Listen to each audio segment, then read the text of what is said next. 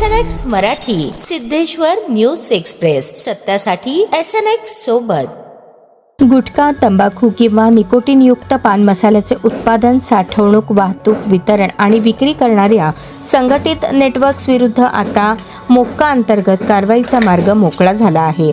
अन्न व औषध प्रशासनाने याबाबत महत्त्वपूर्ण पाऊल उचलले असून पात्र प्रकरणांमध्ये महाराष्ट्र संघटित गुन्हेगारी नियंत्रण अधिनियम लागू करण्याचे स्पष्ट निर्देश देण्यात आले आहेत. नागपूर हिवाळी अधिवेशनात मुख्यमंत्री देवेंद्र फडणवीस यांनी गुटखा व्यवसायाशी संबंधित संघटित गुन्हेगारीवर मोक्का लागू करता येऊ शकतो अशी माहिती विधानसभेत दिली होती.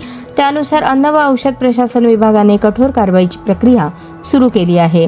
मंत्री नरहरी झिरवळ यांनी सांगितले की गुटखा उत्पादन, साठवणूक, वाहतूक, वितरण व विक्री करणाऱ्या संघटित साखळीला आळा घालण्यासाठी हे पाऊल अत्यंत महत्त्वाचं ठरणार आहे.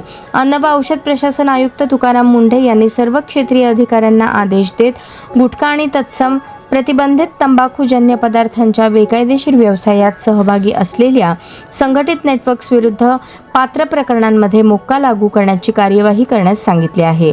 त्यामुळे राज्यातील गुटखा माफियांविरोधातील कारवाई अधिक तीव्र होण्याची शक्यता आहे.